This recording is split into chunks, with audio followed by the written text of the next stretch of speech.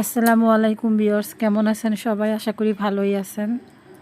তো ভিউয়ার্স, স্ক্রিনে যে ছবিটা দেখতে পারতেছেন এই ডিজাইনটা আজকে করব। তো আমাকে কাস্টমার ছবিটা দিয়ে বলছে যে আপু আপনি কি ডিজাইনটা করতে পারবেন? তো আমি বলছি হ্যাঁ অবশ্যই পারবো। তো সেটা হচ্ছে আজকে করে দিলাম এবং আপনাদের সঙ্গে শেয়ার করলাম যে কিভাবে করলাম।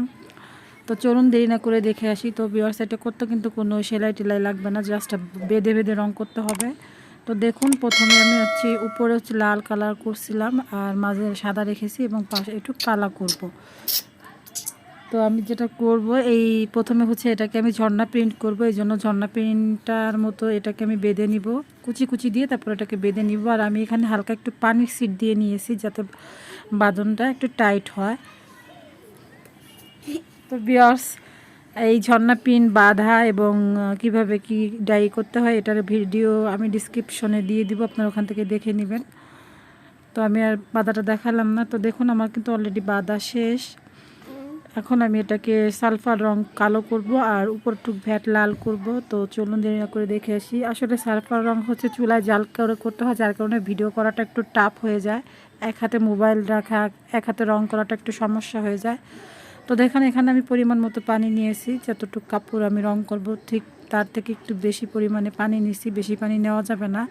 এবং পানিটা যখন ফুটে যাবে তো এই পর্যায়ে আমি কি করব, আমি এখানে এই সালফার যে কালো রঙটা ওটা দিয়ে দেবো। তো সালফার রঙটা আপনার এক গজে এক তোলাই লাগবে, বেশি রং লাগবে না। আমরা ভ্যাট রং 3 গজ 3.5 গজে এক তোলা রং ব্যবহার করি, আর সালফারে এক গজের জন্য এক তোলা রং ব্যবহার করতে হয়। তো এখানে যেহেতু আমি অল্প পরিমাণে রং করব, অর্ধেক অর্ধেক করে রং করব, এখানে আমি 3টা কাপড় রং করব, হাতা এবং জামা এবং ওড়না। তো তার জন্য আমি এখানে 2 তোলা পরিমাণে রং নেব, 4 চামচ রং নেব এবং 6 চামচ হাইড্রোস সরি এটার নামটা ভুলে গেছি।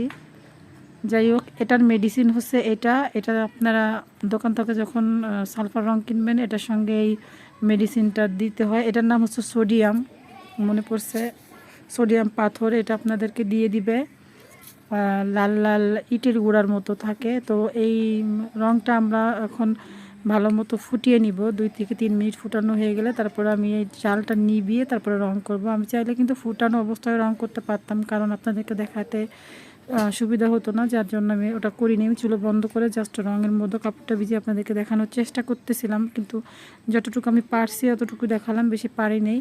এই জায়গাটা আমার রঙের জায়গা, এখানে শুধু আমি রঙই করি, এছাড়া আর কোনো রান্না টান্না কিছুই করি না, যার কারণে আশেপাশে রং ছড়িয়ে ছিটিয়ে আছে, দেখতেই পাচ্ছেন। তো ভিউয়ার্স, এটাকে আমি 20 মিনিটের মতো রং করব।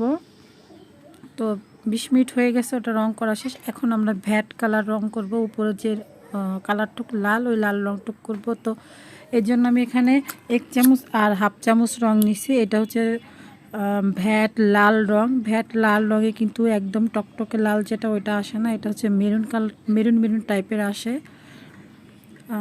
তো এখন আমি এটার জন্য দ্বিগুণ পরিমাণে মেডিসিন ব্যবহার করব। আমি কিন্তু 2 চামচ পুরোপুরি রং নিইনি, আমি 1.5 চামচের মতো রং নিয়েছি। আর এই রংটার জন্য কেমনই অল্পতে হবে না, একটু বেশি পরিমাণে রং লাগবে। আর একটা কথা বলে রাখি, বেশি পরিমাণে রং লাগার কারণ কাপড়টা কিন্তু কোনো ডিজাইন করে না, জাস্ট এক কালার করতে হবে, যার কারণে রঙের পরিমাণটা একটু বেশি লাগবে। আমরা যদি কাপড়টাকে ডিজাইন করতাম তাহলে এটা ডিজাইন করলে পরে কিন্তু কাপড়টা ছোট হয়ে যেত, রঙের পরিমাণ কম লাগতো। যেহেতু আমরা কোনো ডিজাইন করতেছি না, তো এখন আমরা এক কালার করতেছি, যার কারণে রঙের পরিমাণটা বেশি লাগবে। এখানে চাইলে কিন্তু আমি 1 চামচ রং দিয়েও করতে পারতাম। তো এখানে কিন্তু আমি এক কালার করতেছি, যার কারণে আমি 1.5 চামচ রঙে অ্যাড করলাম। তো ভিউয়ার্স, আমি এখন এটাকে গরম পানি দিয়ে ভালো করে নাড়াচাড়া করে আমি কাপড়টুক দিয়ে দিব। কাপড়টুক দিয়ে কিন্তু আমি প্রতিবার যে কাজটা করি 10 মিনিটের মতো রং করব, 10 মিনিট হয়ে গেলে রং থেকে এটা উঠিয়ে নিব। তো যেটা করবেন, রঙের মধ্যে চুবিয়ে রাখবেন না কাপড়টা, রঙের মধ্যে দিয়ে আপনি ভালো মতো নাড়াচাড়া করবেন। নাড়াচাড়া করে তারপরে এটাকে রং যেন ঢুকে সব জায়গায়, সেদিক খেয়াল রাখবেন। নাড়াচাড়া না দিলে কিন্তু দেখা যাবে জায়গায় জায়গায় সব সব দাগ চলে আসবে, ডিজাইনটা ভালো আসবে না। যেহেতু এক কালার রং করতেছি, এখানে যদি ডিজাইন রং হতো তাহলে অত নাড়াচাড়া দেওয়া লাগতো না। যেহেতু এক কালার করতেছি, এই জন্য নাড়াচাড়া দিতে হবে, 10 মিনিট ধরেই নাড়াচাড়া দিতে হবে। তো 10 মিনিট পরে আমি ফিরে আসতেছি। তো দেখুন, 10 মিনিট পরে আমি ফিরে আসলাম যে আমাদের ডিজাইনটা কেমন হলো। বাঁধা পরে ডিজাইনটা এরকম আসছে। এখন আমি যেটা করব, এই যে যে কালো জায়গাটা, এটাকে আমি এখন ডাইন ফিক্সচারে চুবাবো 20 মিনিটের মতো, রঙটা ফিক্স হওয়ার জন্য, যেন না ওঠে। তো তার জন্য আমি এখানে ডাইন ফিক্সচার নিয়েছি, আর এখানে আমি মুটখার 2 চামচ রং ফিক্সচার ব্যবহার করব। তো আমি পরিমাণ মতো পানি নিয়ে 2 চামচ ফিক্সচার দিয়ে তারপরে এই কালো জায়গাটা ভিজিয়েছি, 20 মিনিটের মতো এভাবে ভিজিয়ে রাখবো। তো তো কেমন হলো অবশ্যই কমেন্ট করবেন। ভালো থাকবেন, সুস্থ থাকবেন। আসসালামু আলাইকুম।